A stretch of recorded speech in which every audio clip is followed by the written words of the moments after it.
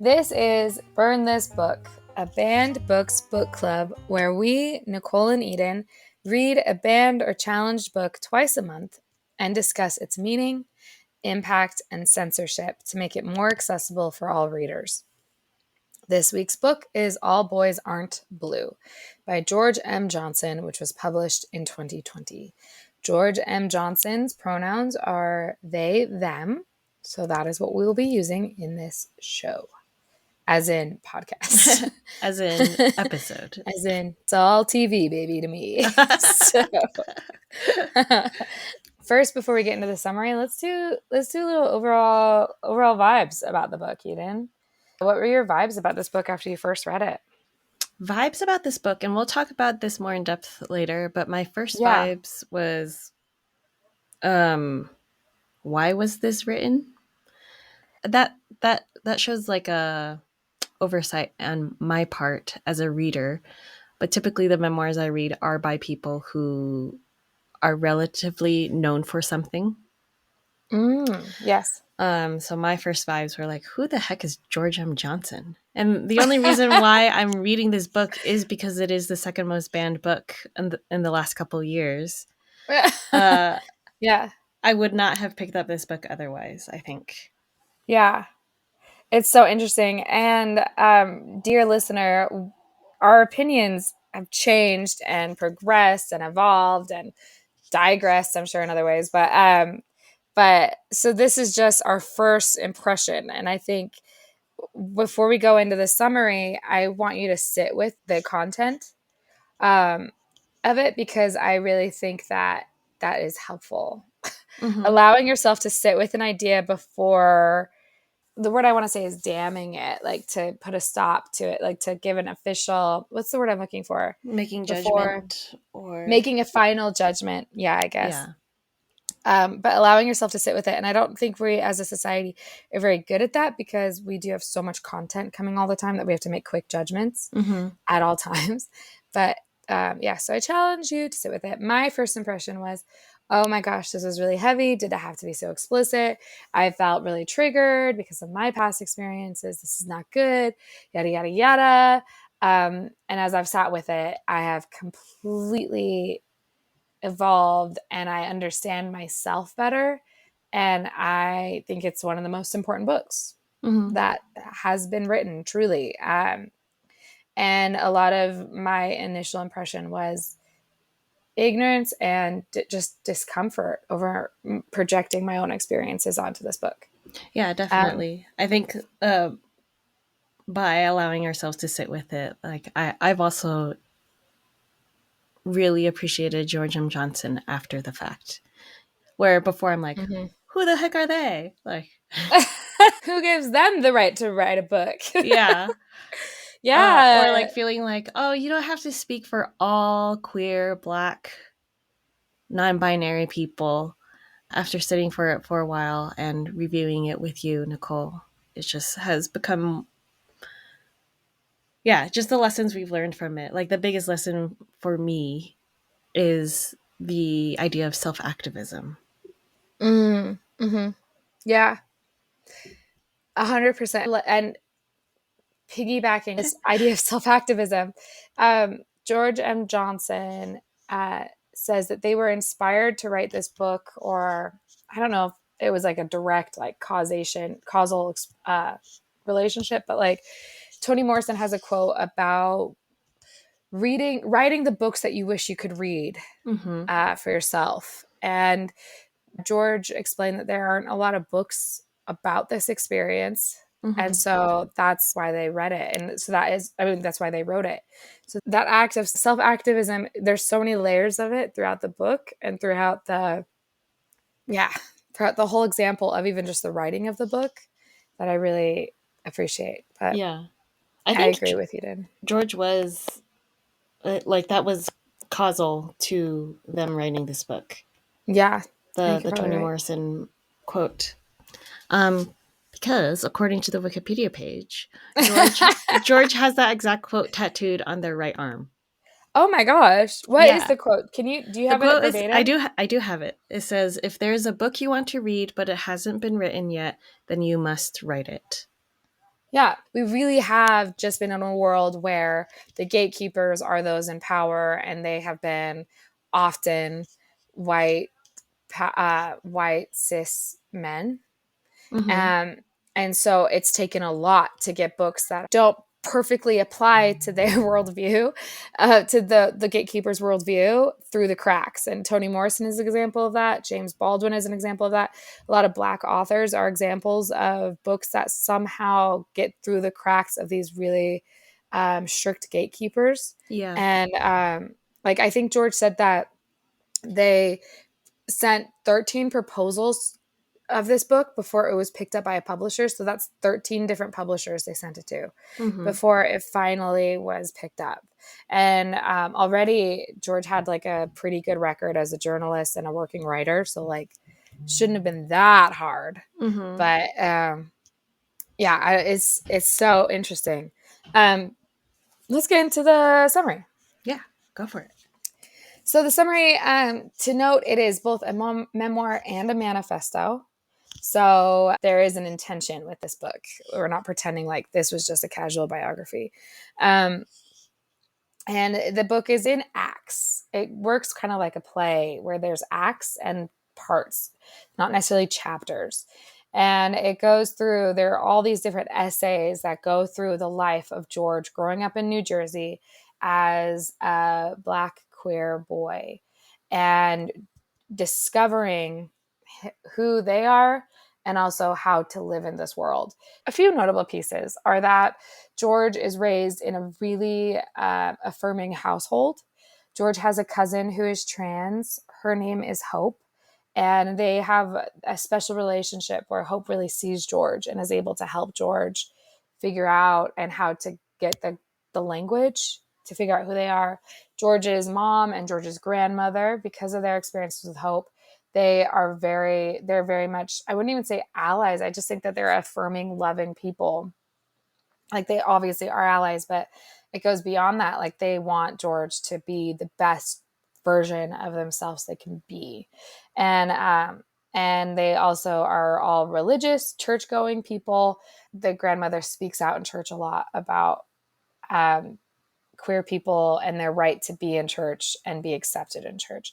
So George grows up in this really great environment, but still the outside world is complicated. It talks about intersectionality of being Black and being queer and discovering what it means to be Black alongside discovering what it means to be queer and having that that realization that like this world was not built for George and trying to figure out how to do that. There are a few scenes in the book that are really controversial and have been labeled pornography. One is when George is uh, raped by their cousin, a different cousin. And other experiences are just George's first consensual sexual experiences. And then also, George was assaulted as a young boy and had their teeth kicked out, which also informed kind of how George moved through life. But the themes, and George M. Johnson in all their interviews and even throughout the book explains that those scenes were important to write because they will help teach consent. They will also help people who have experienced these hard things see themselves and know that they can heal, and they give a model of healing throughout the book and a model of like strength. And so yeah, I think that's a good summary. It goes from birth to college and then to getting a job, I believe. Yeah. Mm-hmm. Thank you. As you were recounting that, as I was reviewing my notes as well, I was really struck by like the importance of Hope, the cousin. Mm-hmm. Well, obviously the name. There's the Yeah. name, but it also it feels like Hope really primed the family to accept George just because of who Hope is, and it in a way kind of reminded me of like the Stonewall riots as well, Mm-hmm. where it is the Black trans activists who kicked off the contemporary LGBTQ rights movement, and like how, yeah, Hope laying the foundation for George is kind of like a microcosm of the greater LGBTQ rights movement. Yeah. I think there's a reason why there's a pattern in activism. It's often Black women or Black trans people, Mm-hmm. whether it's the feminist movement, like you said, there's Stonewall riots. I think it takes a lot to exist authentically, and it's very dangerous to exist authentically, Mm-hmm. and especially as a trans woman. And I also think, like, as people read this book and are like, what is with the like, why did they have to write about assault and all these other things? The danger of being queer in America, no matter what race you are, is really horrific. It's very real. To be openly not cis Mm-hmm. or not heterosexual is like, oh, is very dangerous. Like, a lot of people get killed, and that's just like the bottom line. Um, and so, yeah, I think that there's a reason why the courage is often found with Black trans women, Mm-hmm. because And they've already fought, they've already had to let go of all fear mm-hmm. just by existing. Yeah, I feel like I learned a lot of courage from Hope, kind of piggybacking off of what you were saying about how to be living so authentically as herself, she had to give up living Mm-hmm. in fear, and just like how much this is so cliche, not cliche, so pun pun, I guess somewhat intended, but she gives a lot of hope to people who are Yeah, living in the closet, yeah, I imagine, to like live as authentically as she did during that time. Yeah, finding happiness, like seeming so happy, and then George learning from that as well, I think is yeah. really inspiring. Um, George also shares the story of when they were a kid and they walk by Hope, and Hope is putting on makeup, and Hope says something along the lines of like, um, it's cover girl, not cover boy, or something like that, like in a joking matter. And in that moment, George realized that Hope knew. Hope knew that George wasn't straight and wasn't cis, like cisgendered. Hope knew. And George had the realization that, like, most of their family knew from an early age.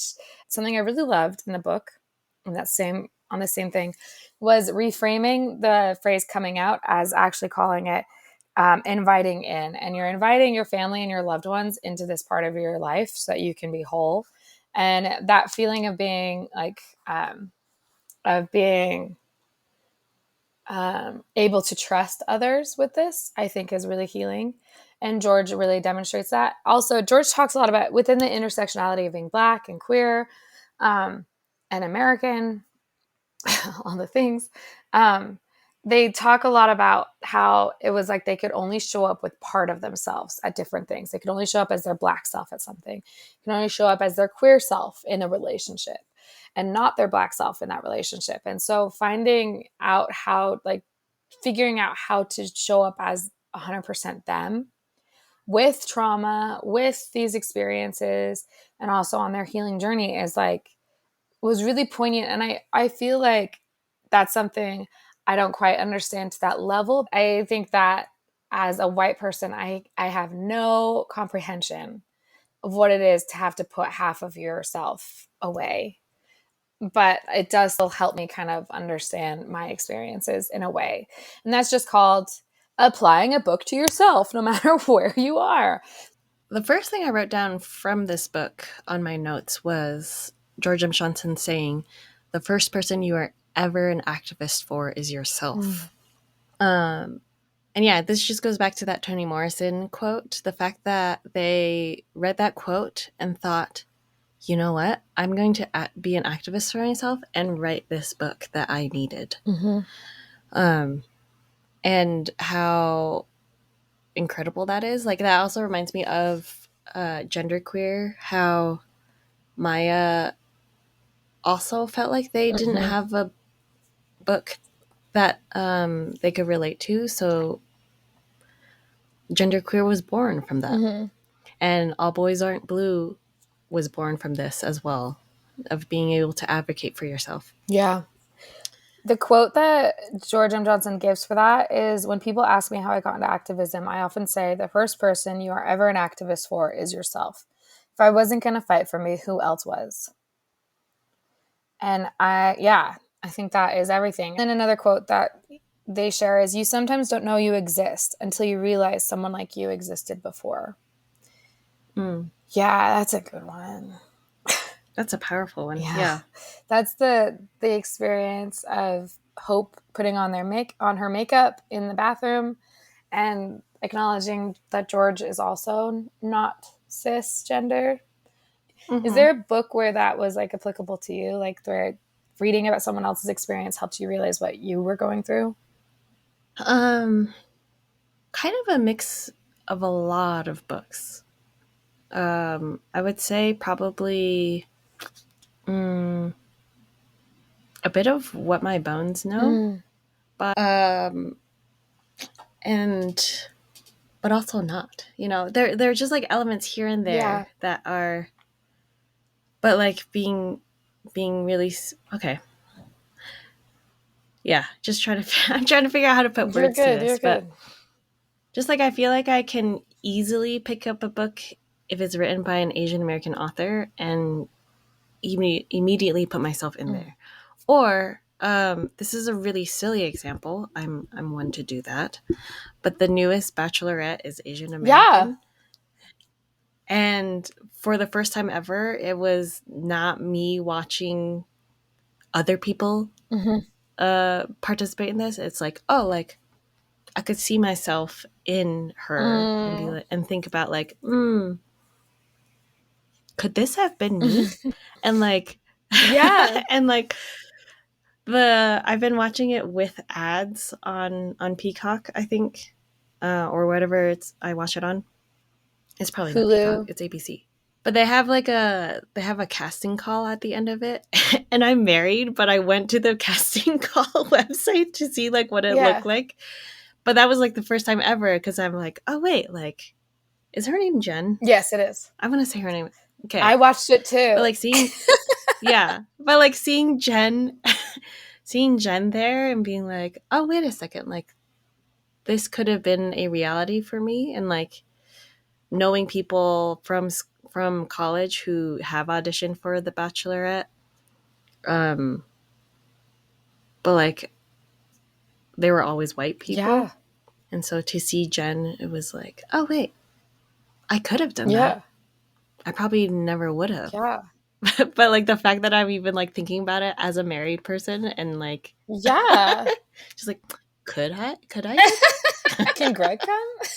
Can Greg come? Is this I think that's really powerful because it speaks to the fact that it expands your imagination of what's possible. Like that's really powerful, just having representation. Yeah. It's like, definitely. Because I cannot imagine you ever wanting to do The Bachelorette. But but the fact that you now, I'm like, oh, and I've taken that for granted of being like, yeah, everyone on there looks just like me. So obviously it's an option. Obviously they're banging on my door. But yeah, if I ever made it onto The Bachelorette now, it would be one of those like scandalous things where like, oh, Eden's not here for the right reason. 100%. And then it'd be like, Eden has 2 children and is married. It's like, I'm just here because you guys are going to Australia, right? Kangaroos, right? The whole time in the background. I think there's like what's that show that I did not like for a long time, but I had to get into? I think there's that one where he's on the he's just there for the fun. Yeah, he's only there for the zip line. It's so funny. I think it also speaks to the point of how important storytelling is, both for who it's representing and secondly for how it's uniting. I think that there's an interesting duality that is very benevolent with each other, those two pieces, because like having that representation can be life-changing for a person to be like, oh, also there's this model of behavior by these parents. If I was a parent reading this, I'd be like, oh shoot, I can be like this and my life would be a lot easier if I was like this grandmother or this parent. And just loving my kid, not fighting it. But the unity aspect also is like really cool because I'm not Black, I'm not queer, I'm not a boy. But I've had horrible experiences with assault in college, and those chapters were like incredibly triggering for me. That chapter, that section, that like small scene was really triggering for me. I even called Eden and was like, you shouldn't read the book. Because I was like, it's too triggering. There's no need for it to be this explicit, yada, yada, yada. As I've sat with it, this model of healing and ownership and autonomy through the healing has become like really inspiring for me and a good model for myself, even though I'm not George, nor is this book written for me at all. But the fact that stories with truth can unite humanity in so many ways, because so many of us have gone through similar experiences. And I think that is so like I'm sitting with this book thinking like, oh, I'm actually incredibly grateful for it in every single way. Like it was really hard for me to read that first time, but I wouldn't go back and not read it. It was so educational. And a lot of people were mad about the book because of that scene. And George was like, okay, I think George was 13 in the 90s. And George points out that like the biggest story of the year was Monica Lewinsky and Bill Clinton, and all the children were exposed to very complicated dynamics about sex. So like, it's not like we can just shelter children from it all the time. Yeah. So yeah, the irony. I don't know what I wonder if these like parents remember what it was like to be a kid, or if they just forget about it, the ones who were trying to ban it. And we know that it's so few people, because 70% of all parents are opposed to book banning. So we have like 30% somewhere on the spectrum of like not opposed to really into it. And even then, we have like a tiny, tiny portion who are standing up in front of school boards and things like that, and writing letters banning these books. I'm just curious about that tiny portion. What did they expect? How did nothing bad happen to them ever as a child? Yeah. That's a good question to pose. Like, what was your life like that you didn't need some sort of support or some sort of information, like to figure out how to cope with it, or some sort of thing of like, okay, this happened. Like the validation that comes through books has been really helpful for me. Yeah. And like to bring up a point that we've brought up several episodes in a previous episode, like books are the safest place for kids to discover scary things.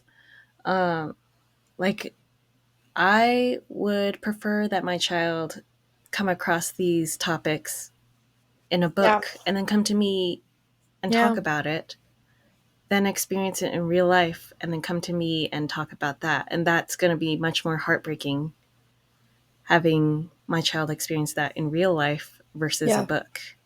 And often the child will not talk about it with the parent after it happens, because they don't have the language or the model to know that it's bad, and or that they're and it's not their fault, and that they can get help. And I'm not saying, I'll speak for Eden and I both. We're not saying to just expose your kids all the time, but but books are really safe places. It's got to be age appropriate. Age appropriate. This book is not written for children, and George makes that explicitly clear in the beginning of the book and in every interview followed. This book is not written for children. This book is written for young adults. So you shouldn't have a 12-year-old kid reading this book. And so when adults are like, this needs to be banned because kids are being forced to read this book, that's not true. Kids aren't being forced to read this book, and also it's not even written for them. So yeah, I came across an article in Scalawag. Sorry, I've never heard of that publication before, so I was like, Scalawag, what the heck? But anyway, it's titled, and we're gonna link it in our show notes. It's titled "The Queer Survival and Coming of Age Book I Needed as a Child," and it's written by KB Brookins. And I'm gonna just read directly from the article. It says, "When I first read the chapter that described Johnson's assault in chilling detail, I found it an audacious choice to include this particular story in the book. Isn't this for young adults? I thought, as if the subject of sexual assault isn't necessary to talk about with youth. As if 1 in 9 girls and 1 in 20 boys under the age of 18 don't experience sexual assault in this country. Of course, sexual assault is a potentially uncomfortable topic to talk with people aged uncomfortable topic to talk with people aged 12 to 18, which is the target audience of YA literature. But they are at risk. It would be remiss for YA literature to address it in a surface level manner, or worse, not address it at all. Once I dealt with my naivete and discomfort, I realized Johnson was doing life-saving work. End quote. KB Brookins goes on to talk about how they were in a similar situation as, they were assaulted when they were 11 years old. So even just under the age of YA literature. And realizing that they didn't want to tell their parents because it was a same-sex situation. So thinking that they would be shamed for that. But instead, like, realizing from George's experience that, oh wait, this was not actually a consensual thing, and that probably would have gotten my parents more riled up than the fact that it was same sex. I love that quote, and I love what you just shared. Thank you, because I think my initial reaction was similar, where I was like, "Was this necessary? Hey." But as I've sat with it, I feel the same way. I think it is life-saving work. I think I love that quote. Thank you so much, Eden, because that summarized all of it. And I also think George gives a really good way of showing how like sneaky and confusing it is. And something that was also helpful for me to sit with was the idea that this was a same-sex assault. And I am used to, and this just speaks to how sick our culture is, but I'm so used to reading books where it is a man assaulting a woman or a young girl. And that's just so normalized. As rape is such a plot point, it just moves the plot in some direction.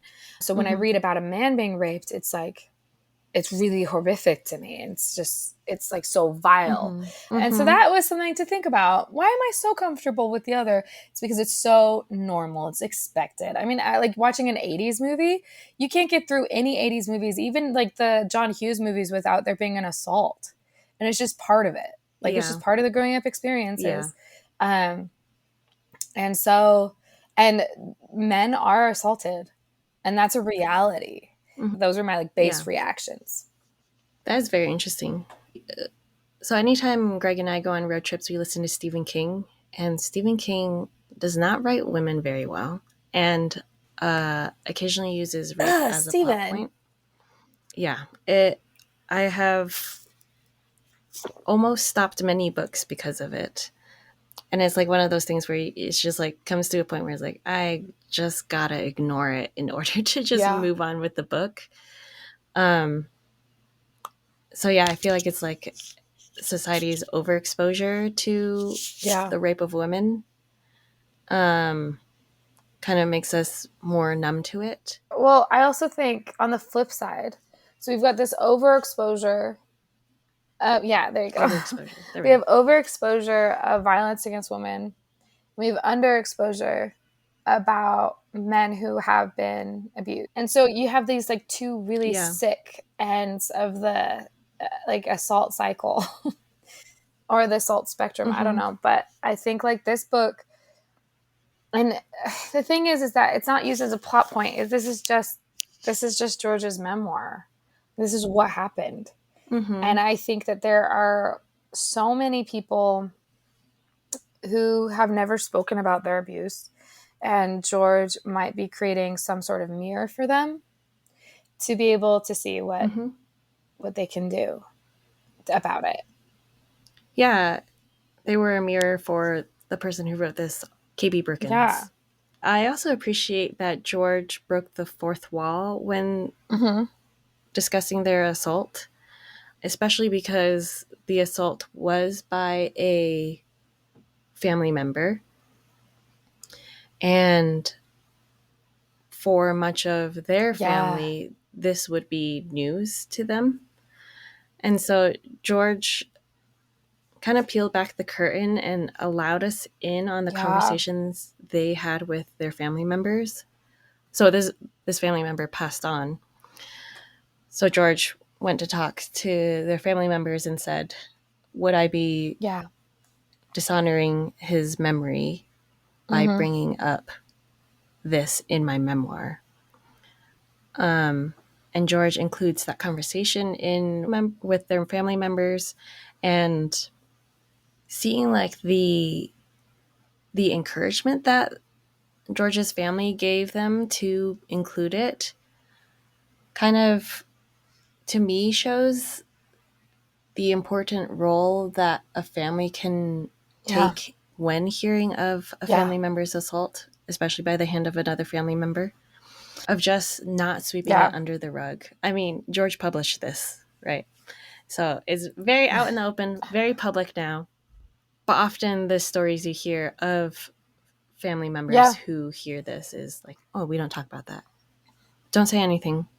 That will be dishonoring the memory of your cousin. But for George's family, it was important to them that George continued to live in their truth and be authentic. And that meant I love that. And you also story. we also got to see how the family continues to support this book, even though it tells this one huge secret about the family, about that assault. And like the family shows up, the mother and the grandmother have shown up at multiple protests or school board meetings or city council meetings and have spoken out in support of this book and in support of parents reading this book to better understand their children. Like it was, so like even then it's not that they're like, oh yeah, I'm casually okay with it, like, okay, fine, it's the truth, George. And I also just like loved how George is a great writer. Let's get that straight.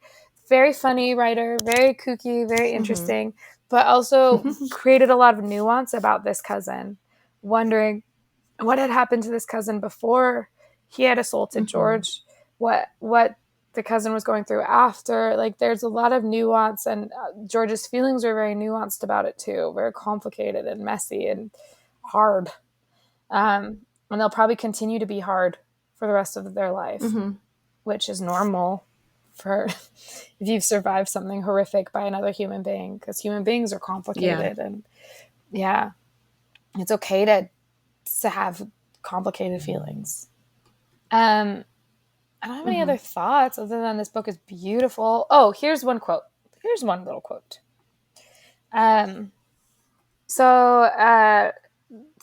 Love isn't a word that we have to use with each other, because for us it has always been an action.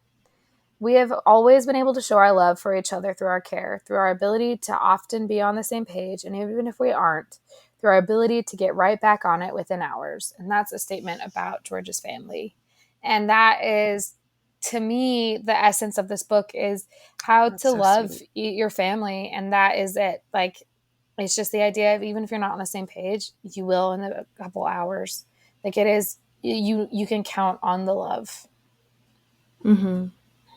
Yeah, I really like that. That's really beautiful. Okay, should we talk about why it was... Do you have other thoughts, Eden? No. Any last thoughts? Okay, should we talk about why it was banned? Yeah, I think because of all the aforementioned. Yeah.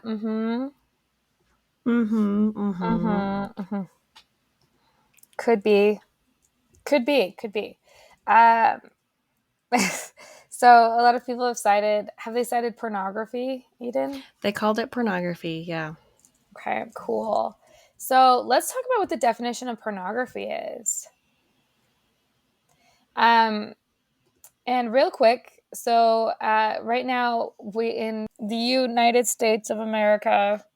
So there's this thing which I'm sure everyone who listens to our podcast already knows about, which is Project 2025. It's the Christian Nationalist Manifesto and list of desired policy proposals from the Heritage Foundation.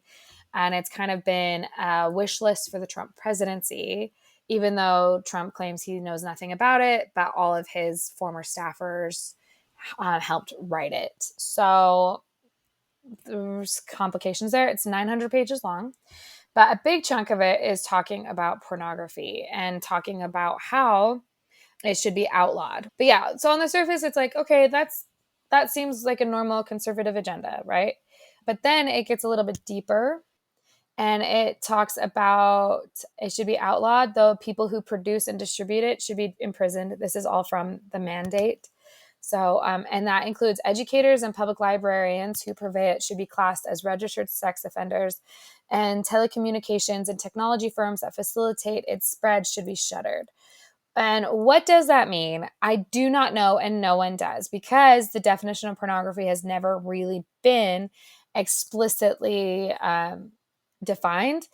I mean, even the Supreme Court said, I know it when I see it as what pornography is. So this book, according to more conservative extremists who are trying to get it banned, would claim this is pornography. I would not. And any librarian who has this book would be technically would have to be registered as a sex offender for producing this book, as well as teachers. So, which would mean no teacher could work again in their profession, obviously. So, what is the definition of pornography? What's scary is that those who are in power would get to define what pornography is. Also, if this is like a pornographic material with the intent to arouse, then that is terrifying also. Yeah, it goes back to the mouse thing. Like the fact that they banned it because they thought it was pornographic because he drew naked bodies inside the gas chambers. Yeah. Yeah, it's just like, take a look at where you get your kicks, kind of. Isn't that what like Art Spiegelman said? He said like, oh, like I'd be more concerned about why you think this is enticing. It's really scary. Yeah. And I also think that pornography is just a word, a catch-all at this point. Because I don't, like, did this person ever read this book? Did they read just the chapter of the assault and think that that was a consensual experience? Or do they not understand consent at all? That's another concern that I have. You know, there's like a lot of layers to this conversation. Definitely. Ugh. Anyway, it's a really beautiful book. Honestly, it's a really beautiful book. They're such a beautiful writer, and no matter who you are and what your experiences are, you will get something out of this book about how to better live, better advocate for yourself. Yeah. Okay. Wait, I'm going to end with one more quote. I'm so sorry. Okay. Oh my gosh. Okay. Love who you want to love and do it unapologetically, including that face you see every day in the mirror. And that, I think, is the summary of the whole book for me. So, yeah, that's the manifesto. Thank you, George. Thank you, George. Thank you, George. All right, before we sign off, let's do a comment corner. And before our comment, I just want to ask people to rate and review our podcast. If you think it's worth going on, please give us a 5-star because that helps us gain exposure in the Apple podcast charts, I believe. And then a review to let people know how much you like this. If you have feedback, send us an email. Yeah. Or true. Or you could be like, let's find this next comment from Hotnit. This is my favorite comment. You could be like Hotnit and leave a 2-star rating on our podcast. Title it Doesn't Deliver and write, the description promises a podcast that discusses and understands banned books and authors, but I don't feel like they made much effort to understand Shel Silverstein. They mentioned his 2 Grammys, but didn't know that one of them was for Where the Sidewalk Ends, which is actually one of his banned books. The amount of speculation and judgment about Silverstein and his personal life and his feet felt disrespectful and gossipy. It took up more time than the actual discussion of why his book was banned. I don't mind chatty podcasts. I enjoy them if the chat has some substance, and I felt like that was missing here. Thank you for your feedback, Hotnit. I love that feedback. We will admit that wasn't our best episode, for sure. For sure. But we just didn't have that much to talk about with all those poems. Like, are we really going to dig in? And it was shocking how many feet pics there are on Shel Silverstein's his estate's like website was weird. If you go there, tell me that's not a weird choice. Like, consistently, it was a weird choice. Eden and I were like pretty surprised. Every other picture, it felt like, was just like very focused on Shel's feet. It's very strange. It was very strange. And we had to bring up how strange that was. If you're going to make a weird publicity choice, and those are the only pictures you're going to post on your website, we're going to probably point it out. Because that was weird. Especially for a children's author. We knew all the Grammys. It just was, I'm not going to lie, it just wasn't, what more to say other than he was kind of a weird dad and he wrote really weird poetry that we all love. We all love, but it is strange. We can admit it. Roald Dahl, probably similar vibes. Strange. And we enjoyed. As children, we really enjoyed. There's layers. People are multifaceted. They contain multitudes. Maurice Sendak is the grumpiest children's author, I think. So grumpy. So grumpos. But and I'm not gonna blame Shel Silverstein on those pictures. The photographer made a choice also. But the estate themselves chose to put those as the main pictures in his bio. So I'm sorry, that's weird. But yeah, it's fair. We do chat quite a bit. We're chatters. We're chatters. Yeah. My goodness, if you guys were a fly on the wall when I almost refer to myself as in the third person. If you were a fly on the wall when Eden and Nicole were chatting up Nicole's sister's friend, my goodness. It was so scary. It was scary. It was intense. It was intense. I finally watched Barb and Star, and there are a lot of Barb and Star moments that I was like, oh my gosh, Eden. Yeah. I feel Barb and Star. That is a representation of me. Yeah. I feel like. Yeah. And 100%. Just going. And it's hard because a lot of these books are heavy. So we try to be serious. But when Shel Silverstein, it was like, Hotnit, he's a silly guy. He's a silly guy, obviously. But Hotnit, I would love to hear what you have to say about Shel Silverstein. But also, we're grateful that you listened that one time, and we're grateful that you care enough that you did comment. Like, I think that's great. And I can tell that you are against book banning, and that's honestly the only thing that we care about about this with this podcast. Is just to keep books in circulation and talking about them. So that's all that we care about. So we're grateful. Comment. So thanks for fighting the fight, Hotnit. Oh, yeah, thank you for fighting the fight, Hotnit. Thank you for being part of the team. Even if you don't like us as part of your team, we're grateful you're on this side of the road. Yeah. More books for everyone. More Shel Silverstein. More feet for everyone. That's all we got to say. He probably would have written a book about that. He would have a poem about that. Yeah. He probably does have a poem about it. I haven't scoured through, but he probably would. Okay, I don't have any other comments. Me neither. We're gonna have a really heavy book for listening. next time as well. So just heavy books. Heavy books. We're gonna try to spread them out with funner books in between. Yeah. Not funner, but more meaningless books in between, like Captain Underpants kind of energy. Yeah. Okay. Okay. Love you. Love you too. Talk to you later. Bye. Bye.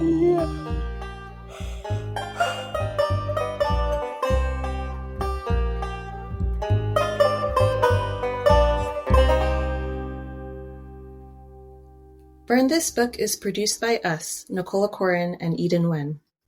Music by myself, Nicole, and performed by my dad, Frank.